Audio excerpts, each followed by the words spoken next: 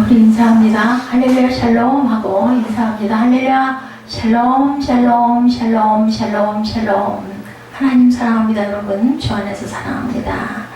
이 기도원의 인생이 아름다운데 오늘 본문 읽다 보니까 그래도 또한 잘못된 부분이 한 군데가 있죠. 좋은 의미로 했는데 8장 26절에 보니까 기도원이 요청한 금기구리의 무게가 하고 나오죠. 그것을 가지고 에봇 하나를 만들었어요. 그리고 자기의 성읍 오브라에 두었더니 온 이스라엘이 그것을 음란으로 위했다. 이제 뭐가 됐어요? 하나의 그 우상이 되어버렸어요. 이것으로 인하여서 올무가 되니라 했어요. 어디에도 100%는 없었구나. 기도 이런 마음으로 하지는 절대로 안 했을 텐데 결국은 그것을 또 너무나 귀하고 아름답다 보니까 그것을 음란으로 위했다. 8장에는 기도원이 이끈 이스라엘 군대가 미디안 군대의 뒤를 쫓아가서 철저히 파멸시키는 장면에 이어서 왕이 되기를 거부한 기도원의 겸손한 자세가 나타나죠. 예, 뭐라 그래요? 우리의 다스리는 왕이 되어 주소서 하고 요청하죠. 22절에 보니까 우리를 다스리소서. 23절에 기도원이 그들에게 이르되 내가 너희를 다스리지 아니하겠고 나의 아들도 너희를 다스리지 아니할 것이요 여호와께서 너희를 다스리라 이르리라. 이렇게 겸손하게 대답합니다. 기도원이 또 그들에게 이르되 내게 요청할 일이 있다. 그리고 이제 금기고리를 모으죠. 그것을 가지고 이스라엘 사람들에게 기고리에 있는 것을 다 모아가지고 무게가 엄청 많아요. 그죠? 초승달 장식과 폐물과 옷과 이 모든 것들을 에봇을 만들어서 그만 놔뒀는데 에봇이 원래 제사 드릴 때 쓰는 그러한 그 성물이기도 하다고 나타나 있습니다. 에봇으로 인한 기도원의 실수와 기도원의 죽음에 관한 기사들이 소개되어 있습니다. 오늘 본문에 사실 사람은 항상 스스로 섰다 할 때 넘어질까 늘 조심해야 된다. 그것을 알고 그랬을까요? 그렇지 못했을 것 같습니다. 한번 전체를 한번 살펴보도록 하죠. 35절까지인데 중심 요절은 22절에서 28절까지 우리 합독했습니다. 우월감에 대지였던 에브라임 지파의 이야기가 1절에서 3절에 나타나 있습니다. 미디안 대적에 대한 승리를 쟁취하게 된 때 에브라임 지파는 기드온이 미디안 군대를 치러 갈 때 자신들을 부르지 않았다는 문제를 놓고 기드온에게 시비를 걸어옵니다. 사실 에브라임 지파는 모세의 뒤를 이어서 이스라엘의 지도자로 활동하며 가나안 정복 전쟁을 주도했던 여호수아를 탄생시킨 지파이기도 합니다. 에브라임은 바로 그러한 이유로 인해서 에브라임 지파는 가나안 정착 과정에서 상당한 우월의식을 띠고 다른 지파를 좀 교만했던 것 같아요. 그런 맥락에서 에브라임 지파는 이스라엘이 수행하는 모든 전쟁에서 자신들이 우위를 점하는 것이 마땅하다 이렇게 생각을 했어요. 이들은 과거의 영광 때문에 다른 사람보다 자신이 탁월하다는 우월의식을 가진 것은 공동체를 파괴시킬 위험성을 가지고 있죠. 서로 머리가 되고자 하는 사람이 많은 집단은 결코 바로 설 수가 없습니다. 깨집니다. 무너지죠. 교만은 인생에 대해서 잠언 16장 18절에 증거합니다. 교만은 패망의 선봉이요 거만한 마음은 넘어짐의 앞잡입니다. 그거 아주 바른 데가 저희 교회죠. 하나님이 물리치시는 교만한 자, 베드로전서 5장 5절이죠. 젊은 자들아 이와 같이 장로들에게 순종하고 다 서로 겸손으로 허리를 동이라. 하나님은 교만한 자를 대적하시되 겸손한 자들에게는 은혜를 주신다. 겸손히 대답하는 기도원에 대해서도 2, 3절에 증거합니다. 에브라임 지파의 트집에 대해서 사사 기도원은 결코 감정적으로 대응하여 싸우지 않습니다. 이게 정말 중요해요. 감정이 밭에 올라오지 않아야 되죠.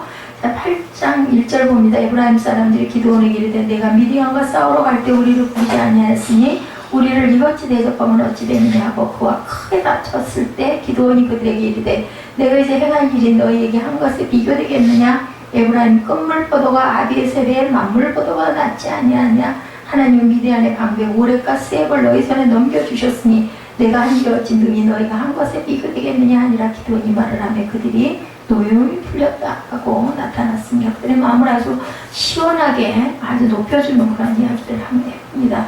기도는 겸손한 제스로 일관하며 에브라임 지파의 위상을 높여주죠.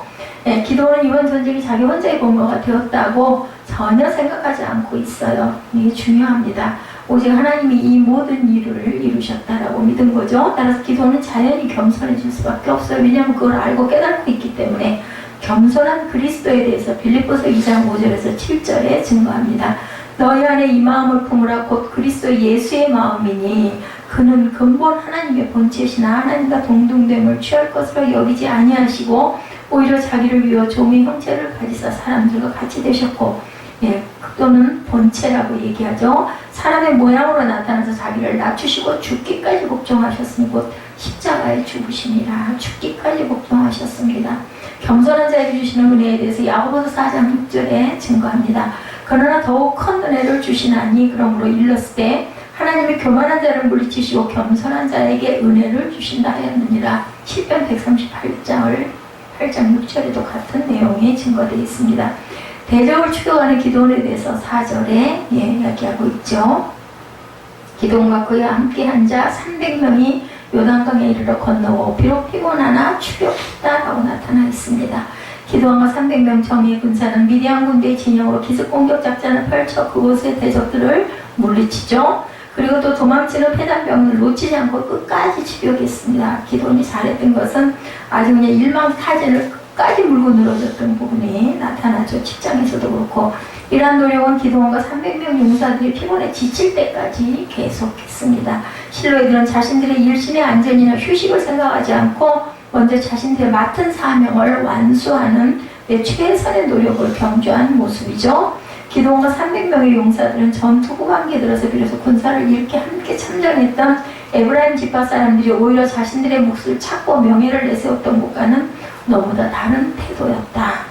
기도원과 300명 용사들은 다만 하나님의 공의를 실현하고 이스라엘을 구원하고자 하는 경건한 목적만을 가지고 참전해서 자신들의 힘이 지나는 때까지 최선을 다하여 애썼다. 잘 뽑았죠? 이처럼 아무런 대가도 바라지 않고 맡은 바 소임을 끝까지 완수하는 사람이야말로 하나님이 참으로 기뻐하는 사람이다. 맡은 자에게 구할 것은 뭐라고 그래요? 충성이라고 그러죠. 고린도전서 4장 2절 3회 배고파? 그게 먹고도 또 뜯고 있어? 그리고 그 맡은 자들에게 구할 것은 충성이니라 얘기합니다. 죽도록 충성하라고 계시록 2장 10절에 너는 장차 받을 고난을 두려워하지 말라. 볼지어다 마귀가 장차 너희 가운데서 몇 사람을 오게 던져 시험을 받게 하리니 너희가 10일 동안 환난을 받으리라. 내가 죽도록 충성하라. 그리하면 내가 생명의 관을 내게 주리라. 비협조적이었던 수복과 분이엘 사람에 대해서 6절에 나타나 있습니다. 6절 볼까요? 숫곳의 방백들이 이르되 세바와 살문나의 손이 지금 내 손 안에 있다는 거냐? 어찌 우리가 내 군대에게 떡을 주겠느냐 하는지라. 기도원이 이르되 그러면 야훼께서 세바와 살문나를 내 손에 넘겨주시면 내가 들가시와 찔레로 너희 살을 찌찌리라 하고 거기서 분이엘로 올라가 그들에게도 그같이 구한즉 분이엘 사람들의 대답도 숫곳 사람들의 대답과 같았으니 결국 이 사람들 멸망합니다. 말을 듣질 않죠. 순종하지 않아가지고 죽습니다. 자, 그래서 기도원은 미디안 군대를 섬멸하고 돌아오는 때 그들을 모조리 파멸시킬 것을 선언하죠. 7절과 9절에 나타나 있습니다. 기도원이 이르되 그러면 야훼께서 세바와 살문나를 내 손에 넘겨주시네 내가 들가시와 찔레로 너희 살을 찌지라 했죠. 9절에 또 분우엘에서도 그들이 대답하지 않으니까 기도원이 또 분우엘 사람들에게 말하 이르되 내가 평안히 돌아올 때 이 망대를 헐리라 하니라. 이렇게 파멸시킬 것을 선언하죠. 이 사람 단지 자신들의 생명과 재산을 아까워해서 거룩한 전쟁에 참여하기를 주저하는 자는 그가 가진 모든 것조차 빼앗기는 처절한 결말을 맞게 될 것이라고 16, 7절에 증거하고 있습니다. 그 성읍의 장로들을 붙잡아 들가시와 찔레로 숫곳 사람들을 징벌하고 17절에 분우엘 망대를 헐며 그 성읍 사람들을 죽이니라. 결국 그렇게 됐죠. 자기 생명을 아끼는 자의 결말은 요한복음 12장 25절에 자기 생명을 사랑하는 자는 잃어버릴 것이요 이 세상에서 자기 생명을 미워하는 자는 영생하도록 보존하리라 하고 있죠. 그리고 요한복음 12장 26절에 사람이 나를 섬기려면 나를 따르라. 나 있는 곳에 나를 섬기는 자도 거기 있으리니 사람이 나를 섬기면 내 아버지께서 그를 귀히 여기시리라 말씀하십니다. 그리고 짐을 서로 나누지라 그러죠. 갈라디아서 6장 2절에 너희가 짐을 서로 지라 그리하여 그리스도의 법을 성취하라고 말씀하고 계십니다. 이스라엘의 지도자로서의 기도원에 대해서 하나님의 왕 되심을 인정한 기도원은 본문 그 중심 부분이기도 하죠. 22, 3절에 증거되어 있습니다. 23절 볼까요? 그때 이스라엘 사람들이 기도원에게 이르되 이제 그 얘기하죠. 당신과 당신의 아들과 당신의 손자가 우리를 다스리소서. 그랬을 때 겸손하게 사용하는 부분이 나타나죠. 기드온이 이끈 소수 정예 군대는 수많은 미디안 연합군을 선별하는 혁혁한 전공을 쌓았을 때 300용사가 그렇게 했던 거는 기드온이 아는 거예요. 하나님이 하신 거지 자기들의 힘으로 되지 않았다는 것을. 이렇게 되자 이스라엘 온 백성은 이제 기드온의 용명을 찬양하고 그에게 자신들의 다스리는 지도자가 되어줄 것을 이렇게 요구합니다. 이에 기드온은 정중히 거절하죠. 이스라엘을 다스리는 분은 한 분 하나님이심을 강조합니다. 이 사람 모든 영광과 권세를 하나님께 돌려 드리고 자신은 겸손히 하나님 뒤에 위치시키는 인생이야말로 하나님의 마음이 극히 합한 자다. 그래서 목사님들 그 설교하시고 나면은 저 신학교 다닐 때도 그렇고 목사님에게 수고하셨고 너무 은혜 받았다고 우리 박수하십시다 하고 이제 사회 맡은 목사님이나 전도사님이 그렇게 얘기를 하면은 그 목사님이 그 설교하신 목사님이 모든 영광 하나님께 꼭 그렇게 하시더라고요. 그래서 그냥 항상 하는 말씀들인가 했더니 여기 이렇게 나타나 있죠. 자신을 낮추는 마음, 그리고 하나님께 영광을 더 돌려드리는 마음.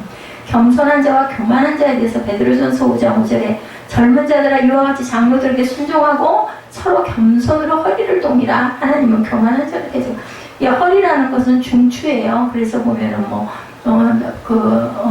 사랑하는 그 애인들 첫 번째 선물을 할 때 허리띠를 많이 해준다고 그래요. 중심 부분을 다 바로 잡아주는 거기 때문에 그 허리를 동인다는 게 굉장히 중요합니다. 그것을 뭘로? 겸손으로 동이라는 거죠. 하나님은 교만한 자를 대적하신다. 겸손한 자들에겐 또한 뭐라고 그래요? 은혜를 주신다고 하죠. 대적하시되 진정으로 영예를 얻은 자에 대해서 잠언 29장 23절에 사람이 교만하면 낮아지게 되겠고 마음이 겸손하면 영예를 얻으리라고 말씀하십니다. 기도원의 결정적인 실수에 대해서 아까 제가 말씀드렸죠. 26, 7절에 굉장히 안타깝더라고요. 미디안 왕들이 입었던 자색 의복과 또 그 외에 그저 낙타목에 둘렀던 사슬이 있었는데 17절에 기도원이 그 금으로 에봇 하나를 만들어 자기의 성읍 오브라에 두었더니 온 이스라엘이 그것을 음란하게 위함으로 그것이 기도원과 그의 집에 올무가 되니라. 백성들의 찬사 속에서 겸손히 자신을 지켜갔던 기드온도 인간인지라 하나님 보시기에 결정적인 실수를 합니다. 그래도 기드온이 살아있었던 40년 동안을 평안하게 하나님께서 안정시켜주는 내용이 나타나죠. 기드온은 이번 족속과의 전투에서 얻은 승리의 대가로 자신의 분깃을 요구했고 그 분깃을 얻은 금으로 대제사장의 의복인 에봇을 만들어 오브라에 보관해 두었어요. 이로 인해 백성들은 점차 실로에서 제사를 등한히 하고 오히려 아무런 의미 없는 오브라에서 제사를 드려버린 거예요. 이게 문제였던 거죠. 그리고 이러한 종교적 무질서로 인해서 이스라엘은 점차 옛날 우상숭배에 인하여 혼탁했던 때때로 퇴보해가고 많은 결과가 나타납니다. 이러한 사실은 지도자의 그릇된 판단으로 인해 온 공동체가 크나큰 죄악을 범할 수 있다는 엄중한 교훈을 가르쳐주고 있죠. 33절에서 39절에 나타나 있습니다. 기드온이 이미 죽음에 이스라엘 자손이 돌아서서 바알들을 따라 음행하였으며 바알 브릿을 자기들의 신으로 삼고 이스라엘 자손이 주의 모든 원수들의 손에서 자기들을 건져내신 야훼 자기들 하나님을 기억하지 아니하며 또 여룻바알이라는 기드온이 이스라엘에게 베푼 모든 은혜를 따라 그의 집을 후대하지도 아니하였더라. 기드온이 살아있을 땐 이랬는데 돌아가고 나니까 그만 이러한 아주 기가 막힌 반란이 일어나죠. 지도자가 깨어있지 않는 집단은 언제나 타락하고 범죄할 수밖에 없다. 지도자의 실수로 인한 고통에 대해서 사무엘하 12장 13, 14절에 다윗이 나단에게 이르되 내가 야훼께 범죄하였노라 하며 나단이 다윗에게 말하되 야훼께서도 당신의 죄를 사하셨나니 당신이 죽지 아니하려니와. 다윗은 정말 금방 자기 잘못에 대한 걸 깨닫고 그리고 통회하고 자복하고 회개하는 그런 아주 마음을 갖고 있었습니다. 14절에 이 일로 말미암아 야훼의 원수가 크게 비방할 거리를 얻게 하였으니 당신이 낳은 아이가 반드시 죽으리라. 그래서 솔로몬 위에 낳았던 아들이 죽죠. 15절에 나단이 자기 집으로 돌아가니라 이렇게 얘기하고 돌아갑니다. 솔로몬을 살려두고 그 시인 아들을 죽입니다. 더 큰 심판을 받는 지도자에서 야고보서 3장 1절에 내 형제들아 너희는 선생 된 우리가 더 큰 심판을 받을 줄 알고 선생이 많이 되지 말라. 목회자도 마찬가지입니다. 인간은 대개 조금만 일이 어려우면 쉽게 불평하는가 하면 조금만 일이 잘 되고 상황이 좋아지면 금방 교만하게 되는 악의 습성을 누구나 다 가지고 있죠. 자신의 정과 욕심을 어디에 십자가에 못 박은 예, 하나님의 사람들은 매사에 하나님을 의식하고 그분 안에서 겸손하게 자기 자신을 지켜나가는 것이 중요합니다. 예, 그 한국 교계 지도자 지난번에도 제가 말씀드렸지만은 예, 한경직 목사님 예, 평생 집 한 칸도 마련하지 못했고 그분의 고백이에요. 내 평생 저금 통장 하나 가져본 적이 없다. 지금은 사위집에 얹어 살고 있다. 그 다 쓰러져가는 20평짜리도 사위집이었어요. 나는 평생 어떤 단체의 장이 되고자 노력해 본 적이 없다. 그저 복음을 전하고 이웃을 사랑하고자 노력했을 따름이다. 이렇게 고백합니다. 이분이 과연 성공한 사람일까? 아무것도 없어요. 그리고 가난하게 살고 그런데도 그분은 이렇게 템플턴상을 수상하죠. 노벨상의 버금가는. 예, 그리고 우리는 누구도 이 한경진 목사님을 실패자라고 말하는 사람이 없다. 예수님도 마찬가지죠. 한 심리학자는 현대인이 가지고 있는 가장 큰 강박관념은 성공에 대한 강박관념이라고 진단을 합니다. 현대인들은 끊임없이 성공해야 한다는 그런 주문에 매달려 있죠. 그 정도면 성공했다고 생각이 되는 사람은 또 그 나름대로 더 위의 것을 생각을 하고 이까짓 것 자꾸 이렇게 합니다. 실패했다고 느끼는 사람은 성공한 사람과 자신을 비교하면서 또한 좌절감에 빠집니다. 이런 모든 강박감의 그 근본 원인은 성공과 실패 자체에 있는 것이 아니라 잘못된 성공감 그리고 비교의식이 가장 큰 문제죠. 역시 템플턴상을 수상했던 그 마더 테레사 수녀가 말합니다. 성공은 결코 지배자를 위한 왕관이 되어서는 안 된다. 성공은 다만 허리를 굽혀 남을 섬길 줄 아는 사람을 위한 보람의 훈장이어야 한다. 이렇게 고백했다고 해요. 인생의 참된 성공은 결과보다 과정입니다. 과정이 그렇기 때문에 아무리 결과가 좋아도 그것은 다른 사람들에게 역겨움과 멸시의 대상이 되고 말죠. 조금 추운데 내가 그 리모컨을 못하든지 상해라.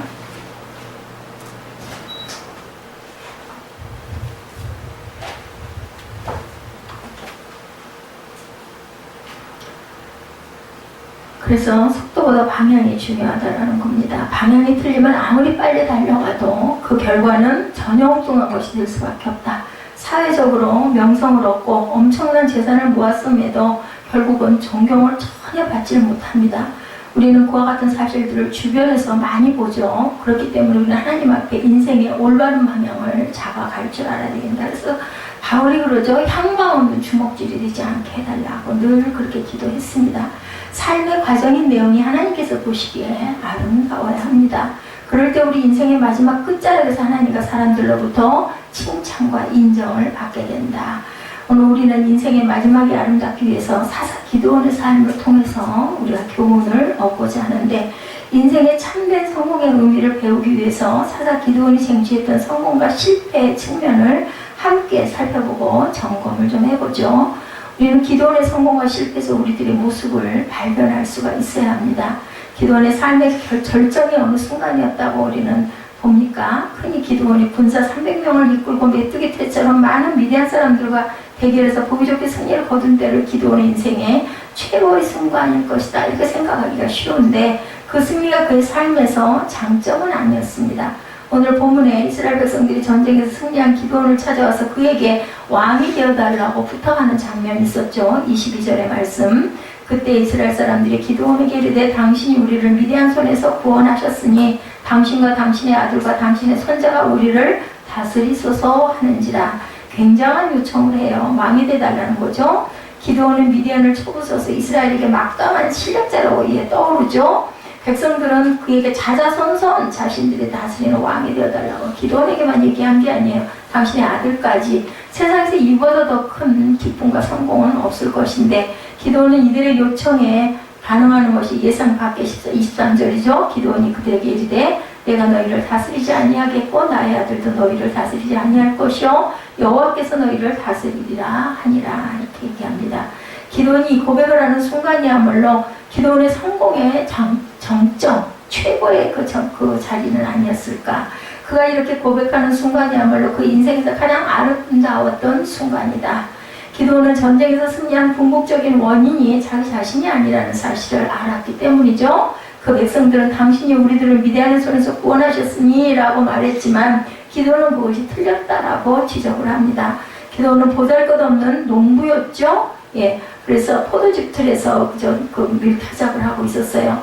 그저 하나님께 순종함으로 백성을 구원하는 일에 도구로 쓰임을 받았을 뿐이라는 것을 본인은 알고 있었고, 진정한 승리자, 백성의 참된 구원자는 오직 하나님이시라는 것도 기드온은 알았다는 겁니다. 자기의 위치를 정확하게 파악해서 만약에 기드온이 대단한 장군이거나 그랬다면 그렇지 않았을 것 같아요. 정말 볼품없는, 보잘것없는, 드러날 것 없는 농부였기 때문에 기드온은 하나님이 도우셔서 전쟁에서 승리할 수 있었음을 또한 알았죠. 그렇기 때문에 그는 모든 영광을 오직 하나님께만 돌렸다. 그렇기 때문에 세상에서 어떤 면으로 너무 이름을 많이 얻거나 출세하는 게 사실은 걸림돌이 될 수도 있고 그것이 올무가 될 수 있다는 것을 저도 늘 느낍니다. 이 분명한 사실을 알고 있었던 기드온은 왕이 되어달라는 백성들의 부탁을 야훼께서 이스라엘을 다스리실 것이라고 단호하게 말할 수 있었던 겁니다. 진실로 야훼만이 우리를 다스릴 수 있는 참된 왕이고 우리의 삶의 주권자고 주인이 되신다. 이건 그냥 사양한 게 아니에요. 본인이 그걸 느끼고 깨달았기 때문이죠. 하나님이 이스라엘을 다스려야 마땅한 거죠. 기드온의 태도는 오늘날 우리 시대의 영웅들이 아주 자신들의 어깨를 우쭐거리는 모습과 얼마나 다른지를 우리 봅니다.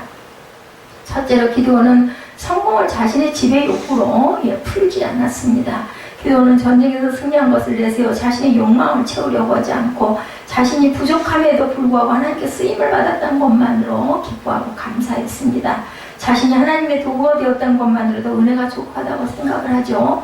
오늘날 많은 사람들이 공치사를 자신에게 돌리려고 하죠. 바벨탑의 후손은 우리들은 자신들의 이름을 드러내기에 안간힘을 씁니다. 우리가 바벨탑의 후손들이에요. 모두 다. 그에 반해서 자신의 모습은 감추고 하나님께 영광을 돌리는 기드온의 모습은 아름답죠. 기드온은 백성들이 왕이 되어달라고 부탁하는 유혹을 받아 자신의 이름을 드높일 수가 있었어요. 저 같아도 아마 우쭐우쭐 그냥 하늘을 날아갈 것까지 기뻐했을 것 같은데, 그죠? 그렇다고 해서 어느 누구도 그를 비난하지가 않았습니다. 마땅히 그만한 일을 했기 때문에 그것은 당연하다고 생각을 했지만 기드온은 자신의 영광에 관심이 없었고 그는 그 일을 행하신 분이 자신이 아니라 하나님이셨다는 사실을 이 은혜를 받은 거예요. 이거는 기드온에게 하나님께서 귀한 은혜를 주신 거죠. 둘째로 기드온은 성공의 무대에 미련 없이 떠날 줄을 알았던 사람이다. 모름지기 사람들은 성공의 무대에서 떠나기를 싫어합니다. 오래도록 지키려가지고 누구처럼? 사울처럼. 사울은 그래서 결국은 버림을 받죠. 사무엘은 헌금봉투를 세세 번 보고 그걸로 쓰니 그는 성공의 무대에 미련 없이 떠났습니다. 모름지기 아름다운 사람, 머물 때 떠날 때를 분별할 줄 아는 사람이다. 이 모습은 세례 요한이 보여준 감동적인 장면을 연상시켜주죠. 요한은 장차 오실 메시아를 증거했어요. 그죠? 드디어 예수 그리스도가 사람들 앞에 등장하자 자신은 얼른 뒤로 물러나죠. 제자들이 막 분을 내고 그래도 그분이 당연히 영광을 받으셔야 된다라고 얘기합니다. 지금까지 자신을 따르던 많은 사람들이 이제는 예수를 따르기 시작하니 뭐라 그래요? 그는 흥하여야 하겠고 나는 쇠하여야 하리라 이렇게 고백을 합니다. 하나님의 아들이심을 알았을 거예요. 세례 요한은. 요한의 임무는 그리스도를 증거하는 것이었어요. 그 도구였죠. 그렇다고 해서 이렇게 깨끗하게 물러설 수 있다는 것 또한 굉장히 놀랍죠. 무대의 주인공이 한순간에 바뀌었는데도 평안하게 그 자리를 비워줄 수 있다는 것은 또한 정말 아름답고 힘든 아주 놀라운 모습입니다. 사도행전에서 만날 수 있는 바나바의 모습도 기드온이나 요한과 비슷했죠. 바나바는 어느 날 고독한 일꾼 한 사람을 발견하죠. 그에게서 장차 역사를 뒤흔들 위대한 가능성이 숨쉬고 있음을 봅니다. 이 청년의 이름이 바로 사울이었죠. 다메섹에서 변화된. 사울이 다메섹에서 부활하신 주님을 만나고 이전에는 핍박자였던 그가 변화를 합니다. 그래서 늘 똑같은 인물이에요. 사울하고 바울은. 그죠? 아람어와 그 헬라어의 차이일 뿐이었어요. 바울과 사울은 똑같은 이름입니다. 그런데도 우리 늘 얘기할 때 사울이 바울 되게 해주옵소서 하고 기도합니다. 근데 사람들이 사울의 계심의 진정성을 의심하면서 믿어주질 않죠. 그때 바나바는 많은 사람들 앞에 사울을 데리고 가서 자신의 신원으로 보증을 하는 부분이 나타납니다. 당시 초대 예루살렘 교회 주님의 제자들은 사울을 믿지 못하지만 바나바는 믿었어요. 왜냐하면 볼 줄 알았다라는 거죠. 그 인물됨을. 그리고 바나바는 다메섹에서 부활하신 예수님을 만났지만 여전히 사역의 자리가 없었던 외로운 그를 안디옥 교회에 데리고 와서 함께 사역을 시작을 합니다. 우리가 사도행전을 읽다 보면 사도행전 전반부인 11장까지는 바나바와 사울 이렇게 나타나는데 13장 그 후반부인 13장 이후부터는 바울과 바나바로 기록이 되죠. 누가 더 많은 일을 했는지가 뒤바뀐 부분이 나타납니다. 바울이 중요한 위치에 있음을 암시하는 것을 볼 수가 있죠. 예, 누군가가 이름이 앞에 오고 뒤에 오는 것이 굉장히 중요할 게 없는데도 사람들은 그것에 대해서 굉장히 민감합니다. 그래서 가나다 순입니다. 아니면은 그 얘기를 하죠. 우리도 그 목사님들 그 명단도 마찬가지입니다. 교회 창립 기준입니다. 아니면 목사 안수를 받으신 기준입니다. 아닐 때는 이제 가나다 순입니다. 꼭 그걸 구원을 합니다. 그걸로 인한 오해가 있을까봐. 그 사람은 바벨탑 후손들의 현실을 올바로 보지 못하는 사람이었다. 이름이 앞에 오고 뒤에 오는 게 뭐가 그렇게 중요하냐 이런 얘기를 하는 것은 사실은 현실적으로는 굉장히 이게 민감한 부분이라는 거죠. 그래서 항상 이렇게 표기를 해놓습니다. 초대교회 성도들은 이제 바나바가 아니라 바울을 주목하기 시작했다는 거예요. 13장부터는. 그럼에도 불구하고 바나바는 조금도 불평하지 않았다. 바나바의 이름이 위로하는 자라는 뜻이죠. 유감을 표하지 않습니다. 자신을 통해 이루신 하나님의 뜻을 기뻐할 뿐이다. 저는 꼭 성경에 나오는 인물들의 이름들이 얼마나 적절한지 그 이름이 원래 있었던 게 아니라 나중에 이름을 붙여준 게 아닌가 하는 생각이 들 정도로 어떻게 그 이름들이 그 사람 인물하고 똑같을까 하는 생각을 합니다. 바나바는 바울이 하나님의 손에 붙들려 영광스럽게 사용되는 것을 바라보면서 하나님을 찬양합니다. 조용히 물의 저편으로 사라지죠. 이것이 바로 바나바의 아름다운 모습이다. 성공은 지배가 아니고 박수갈채를 받는 것이 아니고 하나님의 사람에게 성공의 참된 의미는 섬김이라는 것. 예수님도 마찬가지죠. 예수님의 본을 우리가 받아야 됩니다. 하나님의 영광과 하나님의 나라를 위해서 겸손하게 이웃을 섬길 때 나의 부족하고 연약한 삶이 주님 앞에 쓰임받을 수 있다면 그것으로 만족하고 기뻐하는 것이 바로 성경적인 참된 성공이라는 것을 우리가 꼭 기억하고 가야 되겠습니다. 기도원의 섬김은 그 성공은 섬김에서 얻는 보람이었다는 것. 그리고 그렇게 살았을 때 사람들은 그의 모습을 보고 아름답다고 평가를 합니다. 기도원은 그런 겸손한 모습 그리고 하나님이 하셨다는 것을 깨닫는 것으로 가장 큰 은혜를 받았다고 그렇게 여겨지죠. 근데 성경은 기도원의 아름다운 면모를 기록하지는 않았어요. 그죠? 조금 안타깝지만 그가 실패하게 된 부분도 함께 기록한 것. 이것이 바로 성경인데 성경은 승리한 자의 이야기가 아니고 일반적으로 세상 역사는 성공한 사람 이야기를 아름답게 영웅화시키려고 합니다. 세상적인 자서전이나 이런 걸 보면. 그래서 없던 이야기도 막 갖다 덧붙이고 만들어내기도 하죠. 일반적으로 세상 역사는 성공한 사람 이야기를 영웅화시키는데 없던 이야기도 만들어내는데 성경은 한 인물의 성공과 실패를 정직하게 기록하고 있는 것을 봅니다. 왜냐하면 그 실패의 부분을 우리가 보고 그것을 깨달아서 우리는 그것을 교훈 삼아야 될 부분이 있죠. 아름다운 면과 부끄러운 면을 동시에 있는 그대로 기록한 것이 바로 성경이다. 그래서 베드로 같은 사람도 마찬가지죠. 이 말은 하나님께서 그의 성공한 것만을 보시는 것이 아니라 잘못해서 실패하는 것도 보신다는 말씀이기도 합니다. 이렇기 때문에 우리는 성경에 기록되고 있는 인물들의 삶을 통해서 교훈을 얻을 수가 있어야 되기 때문에 그래서 성경이 세계에서 가장 위대한 그 베스트셀러라는 이야기를 하죠. 그들을 보면서 우리의 삶을 자신의 삶을 잘 다스려 마지막에 아름다운 모습으로 하나님 앞에 설 수 있어야 되겠다는 거죠. 성경에 기록된 기도원의 생애는 불행하기도 성공이 아니라 실패로 사실은 끝났습니다. 한마디로 말해서 기도원의 생애는 마지막에 결코 아름답지만은 않았다는 것. 이 사실이 우리를 참 당황하게 만들죠. 근데 솔직하게 기도원의 모습은 오늘 저와 여러분 우리들의 모습이기도 하다. 그렇기 때문에 동의가 되죠. 인간이 완벽할 수는 절대 없다라는 거예요. 우리 마음 안에 있는 그런 탐욕적인 부분이 누구에게나 다 있다는 것. 그래서 기도원을 우리가 더욱 따뜻한 시선으로 볼 수가 있다는 것입니다. 기도원의 마지막 모습이 아름답지 못하게 된 실패의 원인 우리가 아까 봐서 알죠. 30절에 보니 기도원이 뭐라고 얘기를 해요. 30절에 다시 한번 보도록 합니다. 기도원의 아내가 많음으로 그의 몸에서 난 아들이 70명이었다라고 이렇게 나타나요. 어떻게 아내가 많아서 아들을 70명씩이나 낳았는지 굉장히 건강했던 것 같아요. 첫째로 그는 성경적인 믿음의 가정을 세우는 일에 실패했다 하는 거 너무 많았어요. 오늘 본문이 기록하고 있는 30절에 기도원의 가정사에 대해서 기록하죠. 기도원의 아내가 많음으로 그의 몸에서 나온 아들이 70명이었고 여기에 보면 기도원에게는 아내가 많았다. 첩들에게서 태어난 아들이 70명이다. 그리고 기드온이 죽은 이후에 형제의 난을 일으켰던 천국의 주인공인 아비멜렉은 기드온이 세겜의 첩에서 낳은 아들이었습니다. 이렇게 되는 바람에 가문이 몰락을 한 거죠. 기드온이 살아있을 때부터 형제의 난을 잉태되고 있었다라는 것입니다. 한마디로 말해서 기드온은 바깥에서는 성공한 사람이었지만 안에는, 가정에서는 실패한 사람이었다. 세상에서는 위대한 성공자로 비춰졌겠지만 가정에서는 실패하고 있었던 거라는 거죠. 고사성어 가운데 우리가 많이 그 얘기를 많이 씁니다. 그리고 또 형판으로 만들죠. 가화만사성. 가정이 화목하면 모든 일이 잘 된다라는 그런 뜻을 갖고 있죠. 가정은 공동체 생활이 이루어지는 최소 단위이고 사회생활의 출발점입니다. 하나님께서 세상을 창조하시고 인간들이 허락하신 최초의 공동체가 바로 가정이죠. 기본 단위입니다. 그 가정에 복을 주시면서 번성할 땅에 충만하라고 말씀을 하셨어요. 그런 점에서 가정의 화목이 가장 중요하죠. 좋은 제목, 그리고 좋은 나무는 좋은 토양에서 자라죠. 가정은 생명의 텃밭이죠. 한 생명이 태어나 인격을 형성해가는 토양이 바로 가정이라는 것. 그리고 가정은 인생의 첫 만남이 이루어지는 곳이기도 하죠. 한 생명이 핏덩이로 세상에 나오는 순간 가장 먼저 만나는 사람이 누구? 예, 부모죠. 어머니, 아버지. 본인이 선택권이 없어요.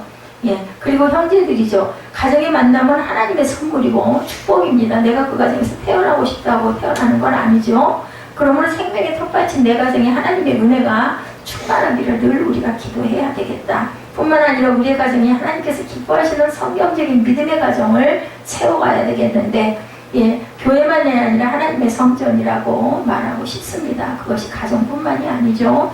성경에 보면 우리의 마음도 하나님이 거하시는 뭐라고? 거룩한 성전이라고 말씀하셨기 때문에 가장 중요한 것은 내 마음밭을 잘 다스려야 가정이 잘 되고, 그리고 그런 가정에 사람들이 모여있는 공동체가 바로 교회죠. 그래서 교회가 더욱더 거룩한 성전이 될 수가 있다고 저는 그렇게 생각합니다. 가정도 하나님이 거하시는 거룩한 성전이죠. 그리고 또한 우리 자신도 거룩한 성전이고 우리가 예배를 드리는 이 성전도 거룩한 성전입니다. 그렇기 때문에 하나님의 축복의 새로운 질서가 어디에서? 내 가정에서부터 나타나야 된다. 그런 점에서 가정의 형성이 인격의 형성이라고 우리가 말하고 싶고, 건강한 가정에서는 건강한 인격이 형성이 되죠. 훌륭한 믿음의 가정에서 훌륭한 믿음의 사람이 당연히 나오겠죠. 그러므로 부모들은 자녀들이 가정에서 훌륭하고 건강한 인격이 형성될 수 있도록 힘써야 한다는, 그래서 하나님께서 최소의 단위인 가정을 주시고 아담과 하와를 주시고 그 살게 하시고 거기서 자녀가 태어나게 하시고 공동체를 이루게 하셨어요. 자, 성경에서도 내 자녀에게 부지런히 가르치라고 말하죠. 하나님의 말씀을 가르치라고 얘기합니다. 손목에다 메어고 이마에다가 붙이라고 그러죠. 그 말씀에 순종하게 살아가는 믿음의 본을 우리가 부모가 먼저 보여줘야 된다. 기도원에게 정확하게 몇 명의 여인이 있었는지 정확하게 나오진 않았지만 성경에 많다라고 말합니다. 서너 명을 가지고 많다고 말하지는 않았겠죠. 예, 그리고 그 많은 여인들을 통해서 태어난 자녀가 무려 70명이나 되었다. 그 70명 가운데 한 사람이 형제의 난을 일으켰던 아비멜렉이죠. 기도원은 분명히 훌륭한 인물이었습니다. 하나님은 무너져가는 이스라엘을 구원하시기 위해서 기도원을 도구로 사용하시죠. 그 모습만 본다면 굉장히 아름다운 모습인데 자기 시대의 악습에서 완전히 벗어나지 못한 게 바로 아내와 첫 첩들을 둔 것이 문제입니다. 이것은 분명히 하나님의 말씀에 어긋난 행동이다. 첫 첩을 두지 않았던 사람이 바로 누구예요? 이삭이 아내가 한 사람밖에 없었어요. 예. 가정을 향한 하나님의 명령은 온전히 한 아내와 한 남편의 가정이어야 된다. 가정은 하나님께서 인생들에게 주신 최고의 축복의 선물이고 인간 존재의 마지막 보루다. 가정이 잘 되면 당연히 나라가 잘 되겠죠. 사회도 잘 되겠죠. 근데 가정이 무너지면 당연히 그 영향이 나라에까지 미친다라는 것, 우리가 힘써서 지켜야 할 믿음의 텃밭이 바로 가정입니다. 우리는 우리의 가정이 무너지고 있다는 것을 절대로 잊어버리지 말아야 되겠다. 요즘 사회가 정말 말로 할 수 없는 그 세속 문화가, 더럽혀지는 문화가 가정까지 파고들고 있고, 뭐가 없어져 버렸어요? 대화가 없어져 버렸어요. 휴대폰 때문에 더구나 그렇죠. 혼자 사는 가정이 늘어나고 있습니다. 그러나 혼자 사는 것은 건강한 가정이라고 볼 수가 없겠죠. 하나님이 계획하시고 세우신 가정은 최소한 부부와 자녀들이 있는 공동체가 되어야 되겠다. 근데 이 가정이 좋은 조직이 계속 무너지고 있죠. 하나님에 의해 뭉쳐진 가정은 위기와 난관 속에서도 무너지지 않고 더 강건해진다는 것을 우리가 기억해야 되겠다. 하나님을 전심으로 섬기는 가정은 어두운 세상 속에서 강한 빛으로 드러나죠. 가정이 무너진 성공은 비극이라는 것을 우리가 생각해야 됩니다. 둘째로 그는 자녀들을 신앙 안에서 올바로 양육하지 못했어요. 기드온은 본문 24절 이후의 말씀을 보면 기드온이 왕이 되기를 거부한 이후에 백성들이 한 가지 요청을 합니다. 그는 미디안 사람들에게서 탈취한 귀고리를 달라고 그러죠. 모든 백성이 기꺼이 뭐를 못 주겠어요. 너무나 기쁘고 좋으니까. 금고리뿐 아니라 각종 폐물을 갖다 바치죠. 기드온이 이 금으로 에봇을 만들었어요. 에봇은 제사장의 가슴에 받쳐있던 옷이죠. 구약 성경에 보면 에봇은 굉장히 중요한 역할을 합니다. 이스라엘 백성들은 하나님의 뜻을 구할 때 이 에봇을 놓고 예배를 드렸다라는 거. 지금으로 보면은 예물이에요. 예물 중에 아주 귀한 예물. 어떤 사람들은 에봇에 들어있던 2개의 돌인 우림과 둠밈을 사용해서 하나님의 뜻을 알아낸 것이라고 추측하기도 한다고 그래요.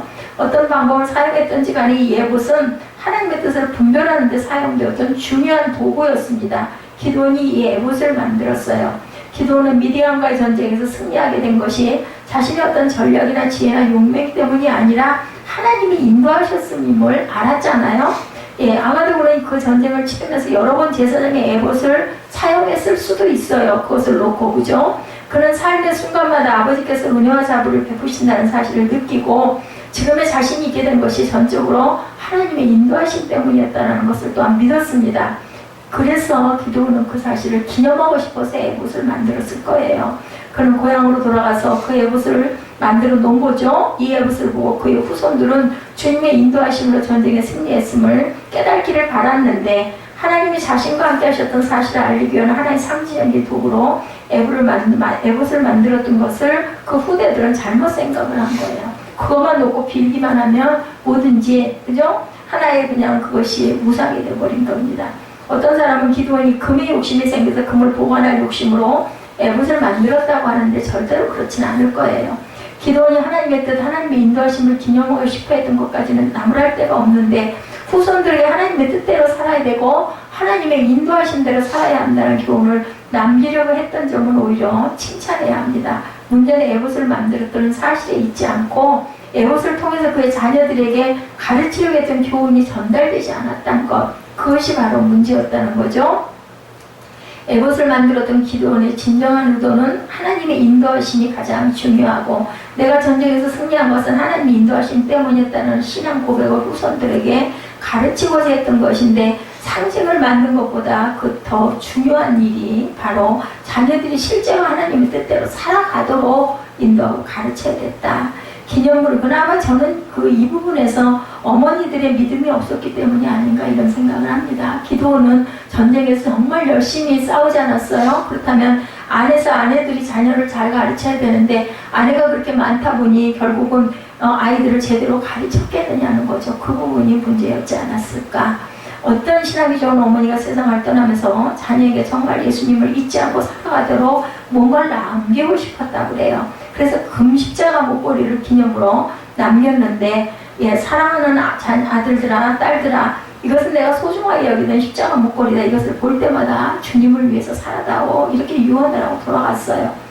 분명히 좋은 의도에서 나왔죠. 근데 문제는 자녀들이 십자가가 내포하고 있는 의미를 모른다는 게 중요하다는 거죠. 십자가에서 우리를 위해 죽으시고 부활하신 예수 그리스도를 정말 삶의 주인으로 모시지 못하면 그것은 아무런 저거랑 언약궤도 마찬가지잖아요. 제사장들에게 오갔던 언약궤도 주님 말씀을 사랑하지 못하고 그 말씀에 순종하는 것을 배우지 못했다는 것이 금십자가는 시간이 지나면서 점점 그냥 하나의 상징물이 될 수밖에 없다는 거죠.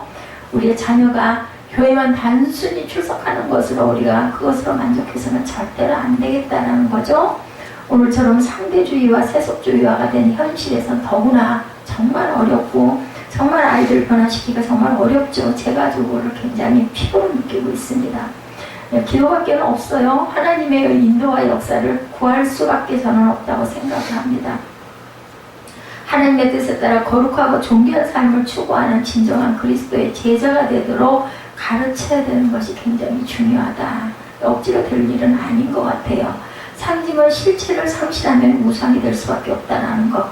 기드온의 에봇 사건이 바로 이 사실을 보여주고 있죠. 형식은 필요하고 중요한 요소이기도 한데 형식 내용을 상실하면 아무런 의미가 없어진다는 것을 우리가 기억을 해야 되겠다.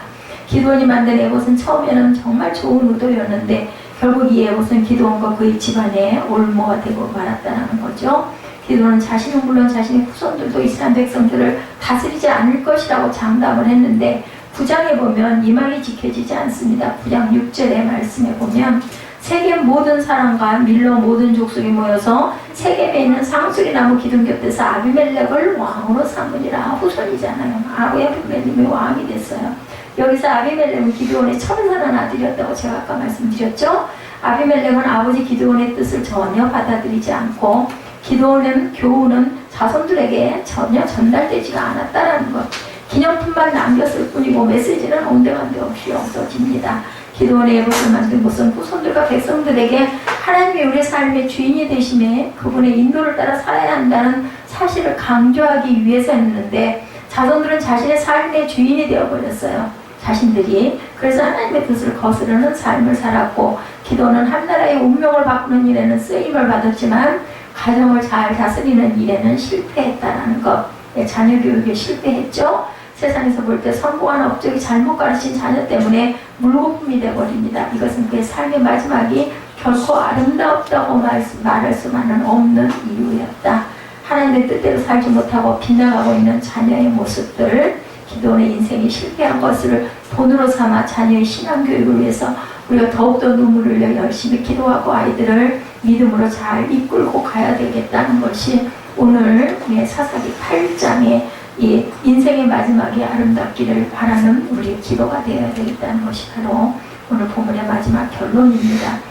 기도원처럼 그렇게 착한 마음과 그리고 겸손한 마음과 하나님을 섬기는 믿음이 훌륭한 사람도 결국은 가정을 잘 다스리지 못해가지고 자녀들의 믿음을 온전하게 심지 못하는 바람에 이렇게 꼭 아름답지만 않은데 그래서 이만만 해도 얼마나 대단한가 저는 그렇게 생각이 듭니다. 오늘 본문 말씀을 통해서 우리 결단 찬양하고 축도로 예배를 마치도록 하죠.